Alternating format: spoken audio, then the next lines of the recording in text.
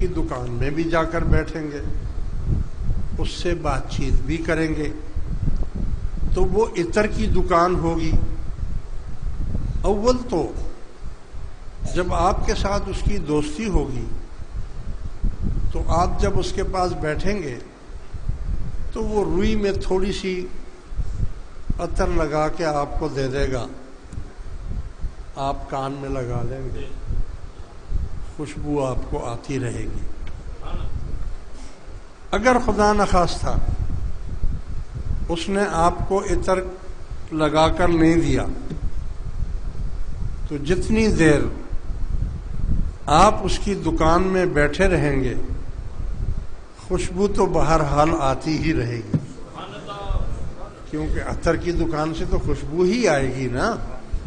ہاں تو نہ دے وہ عطر بھی نہ دے، روئی میں بھی لگا کر نہ دے، مگر گھنٹہ 2 گھنٹے جتنی دیر آپ اس کے پاس بیٹھے ہوں گے آپ کا دماغ معطر رہے گا، خوشبو آپ کو اس کی دکان سے ہی آتی رہے گی۔ اور برے لوگوں کی صحبت کی مثال دی گئی کہ جیسے آپ کی کسی لوہار کے ساتھ دوستی ہو جائے۔ جب لوہار کے ساتھ آپ کی دوستی ہو جائے گی تو وہ بیٹھ کر لوہا گرم کر رہا ہوگا، کوئلے جلائے ہوئے ہوں گے، اس کو ہوا دے رہا ہوگا، آپ اس کے قریب جا کر بیٹھیں گے، گپ شپ لگائیں گے تو اول تو اس آگ میں سے جس کو وہ دھولی وہ دے رہا ہے تو چنگاریاں اڑیں گی، وہ چنگاری آپ کے کپڑوں پر کہیں نہ کہیں لگ جائے گی اور آپ کے کپڑوں میں سوراخ ہو جائے گا۔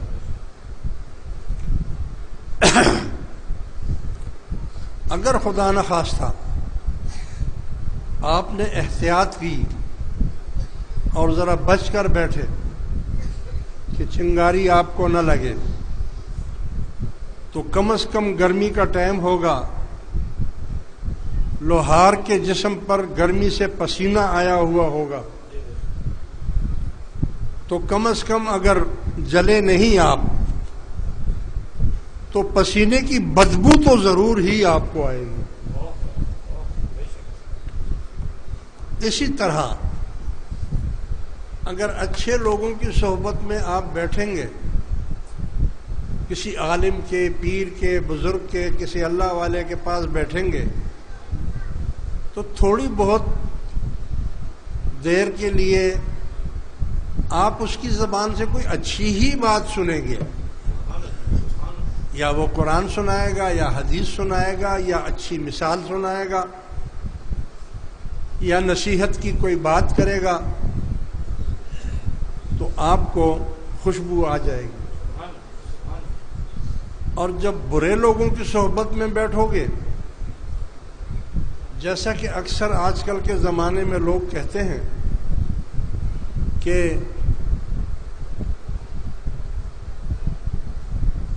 یار ہمیں تو یار کی یاری سے مطلب ہے، اس کے فعلوں سے ہمارا کیا کام، اکثر بولتے ہیں۔ نہیں بھائی، کام ہے، فعلوں سے بھی کام ہے، منع کیا گیا ہے۔ یہ مت بولیں کہ ہمیں تو یار کی یاری سے مطلب ہے، اس کے فعل سے ہمیں کیا مطلب ہے۔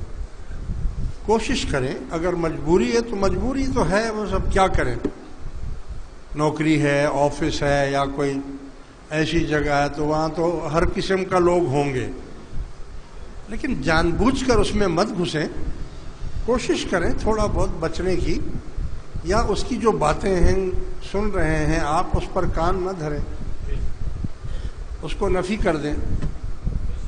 مجبوری بھی کوئی چیز ہے نا، لہذا یہ نہ بولیں۔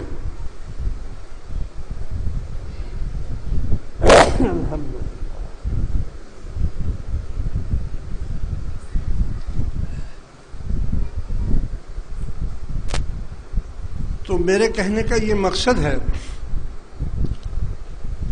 کہ اچھے لوگوں کے پاس صحبت میں رہنا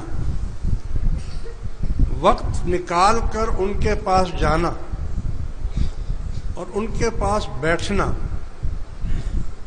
اس کے لیے مولانا رومی رحمۃ اللہ علیہ فرماتے ہیں یک زمانہ صحبت با اولیاء بہتر صد سال طاعت بے ریا۔ اللہ کے کسی ولی کے پاس ایک ساعت کا بیٹھنا، تھوڑی دیر کا بیٹھنا، یہ 100 سال کی بے ریا عبادت سے افضل ہے۔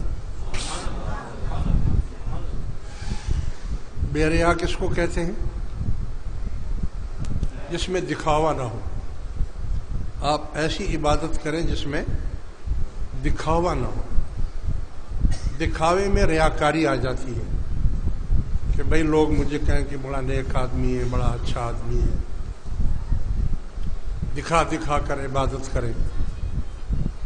ہاں، نفلی عبادت، فرض عبادت دکھا کر کرنی چاہیے۔ یاد رکھو یہ مسئلہ بھی بڑا نازک ہے۔ کوئی کہے کہ یار میں نماز ہی نہیں پڑھتا کہ دیکھنے میں نہ آؤں کسی کے، نہیں، فرض کو اعلانیہ کرنا ہے، ترغیب دینی ہے لوگوں کو کہ بھائی میں نماز کا ٹائم ہو گیا، اذان ہو گئی ہے، چلو بھائی نماز پڑھو۔ فرض نمازوں کو اعلانیہ پڑھنا ہے اور نفلی عبادت کو چھپا کر کرنا ہے، تاکہ لوگ یہ نہ بولیں کہ یہ بڑا نیک آدمی ہے، فلانا ہے، دماغ ہے۔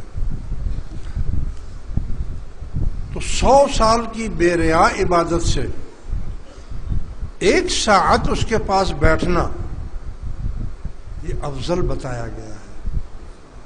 کیوں؟ اللہ تبارک و تعالیٰ نے اپنے ولیوں کی بہت بڑی شان بنائی ہے۔ اللہ کے ولیوں سے محبت کرنا، یاد ہے یعنی قرآن کیا کہہ رہا ہے؟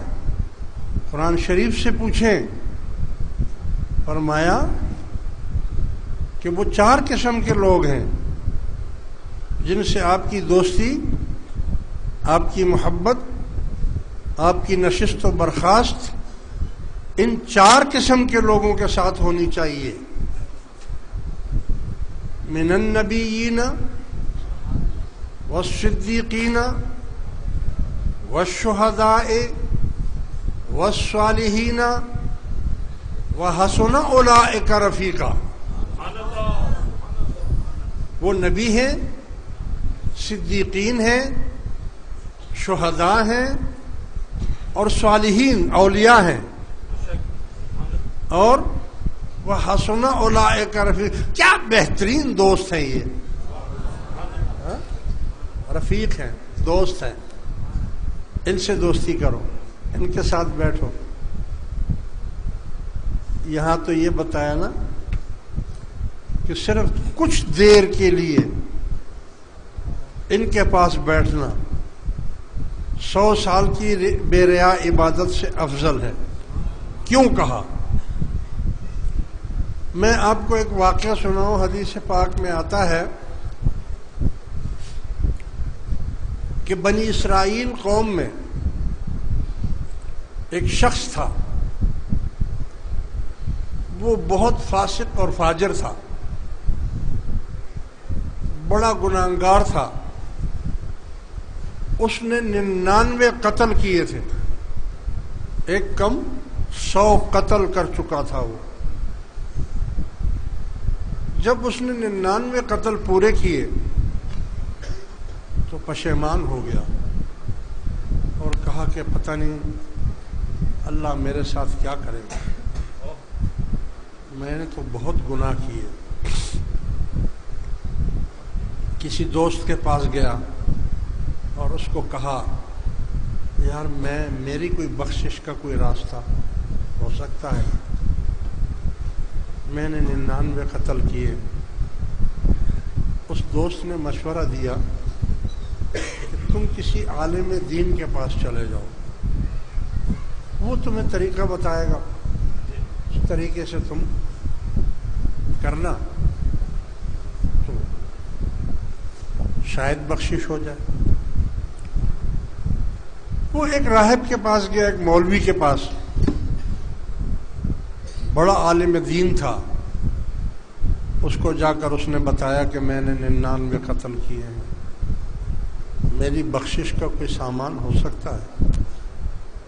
اس نے کہا توبہ توبہ توبہ, نکلو جلدی یہاں سے باہر نکلو, تم نے 199 قتل کیے ہیں, اگر تم پر عذاب نازل ہو گیا تو میں بھی تمہارے